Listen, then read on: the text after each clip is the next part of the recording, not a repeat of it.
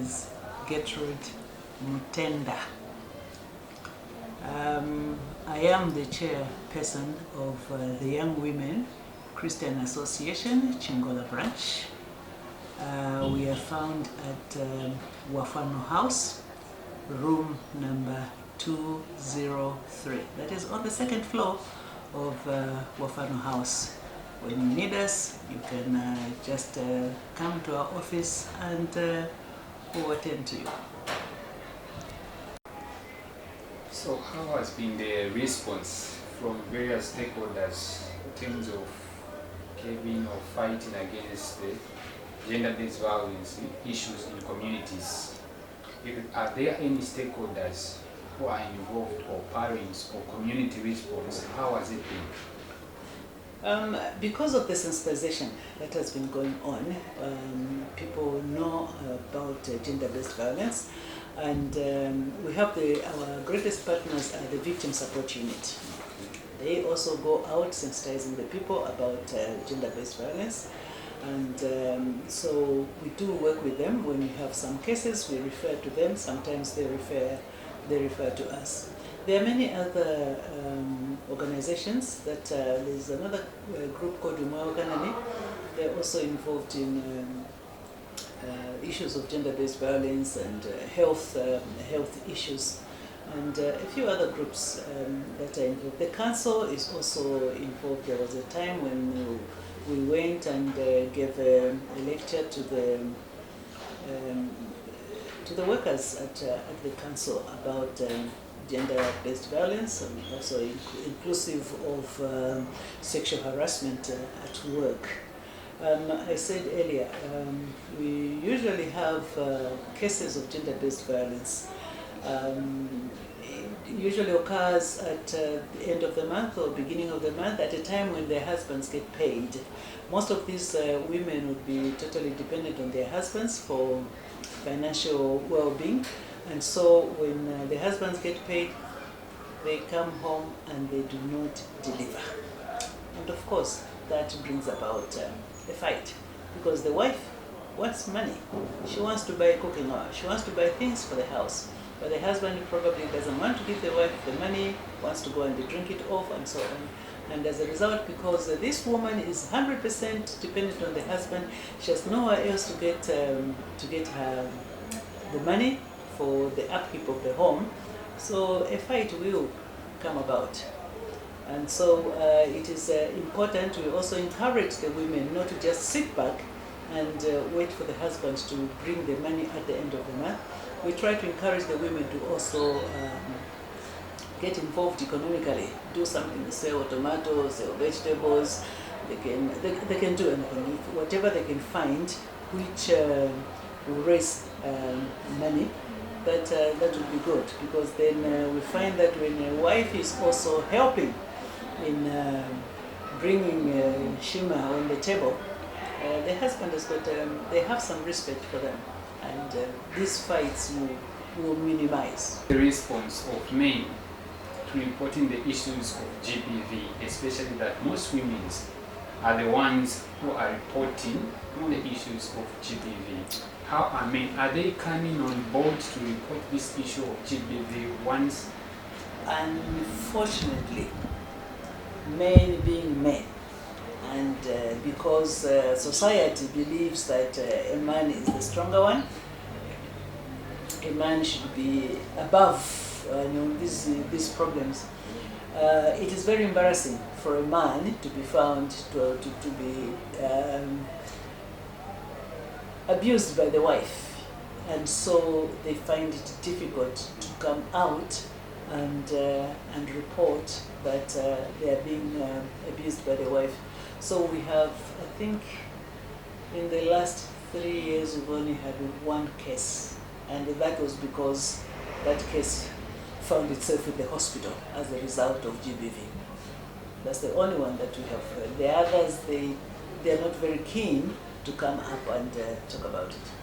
That's very interesting. So, how far have you gone in terms of the situation whereby a wife or the husband withdraws the case from the court?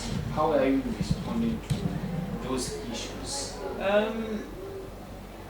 I think once we talk to them, because women are the ones who are keen on withdrawing cases, especially when they know that once the husband is behind bars, they will have no more support.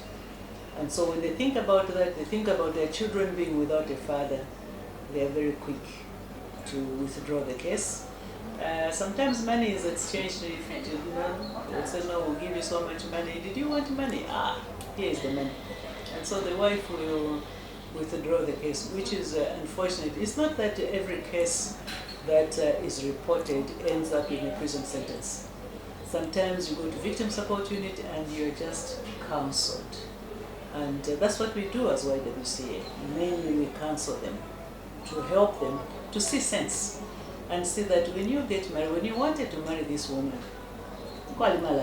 yeah? You loved each other, you said, I love you, I want to live with you, and all those things. And then once that person reaches your home, you change your mind. No, it is not a forcing matter. If you find you cannot live with that person, I think the best thing is to part ways, and to part ways peacefully.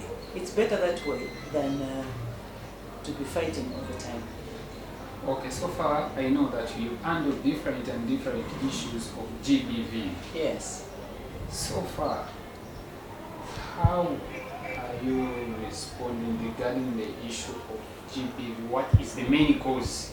Is it because of the literacy levels, or is it because of abuse of alcohol, man couples, or other drugs and stuffs? What has been mostly the cause, mostly of those issues that you've been able to look? Yeah, the causes are several.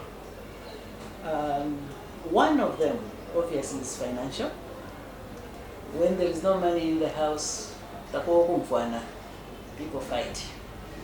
The son wants money, the wife wants money, the husband has got no money to give or does not want to give. And so that also causes a fight. The other reason is alcohol. Alcohol abuse. The husband gets paid, he goes to the bar, comes home, he does not have money. You expect the wife to sit back and say, oh, thank you, you've gone and drank all your money, it's okay. No. The wife will get upset because now it means the children will not eat. And he himself will want to eat. When he's given shimo with vegetables, you complain. Did you leave money for meat and things like that? So that's another thing. You are talking about lack of education. Unfortunately, that may be true, but even this GBV is found amongst the educated, the so-called educated people. It is a matter of the heart. I think the way we bring up our children, we should bring up our children, our boys, to respect women. When they grow up respecting the opposite sex, then they become better husbands. But when a child grows up in the home where there is violence all the time, the child will learn violence is the way to go to sort issues out. And so it should start with our homes. The way we train our children, the way we bring them up, what happens when you are fighting in front of the children, it affects them. We think it doesn't, but it does affect the children and affects them negatively. Okay, with the issue of reporting gender-based violence issues, maybe from the neighborhood, they are seeing the wife and the husband, they are fighting. How are they reporting the issues? Are they coming maybe most of the time on board because each and everyone to be each other's keeper? Yeah, each other's keeper. Yeah, I think we have, many people have understood what is wrong with GBV, that GBV is not right. And we find neighbors, in many cases, they're the ones who have reported such issues, maybe to relatives, maybe to the police, maybe to the YWCA and so on. So yes, people are being sensitized and people are understanding that this thing is not right and that it has to come to a stop.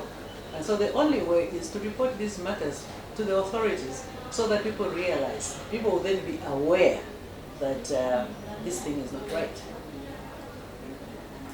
All right, thank you very much. You're most for that welcome. interview. You're welcome. So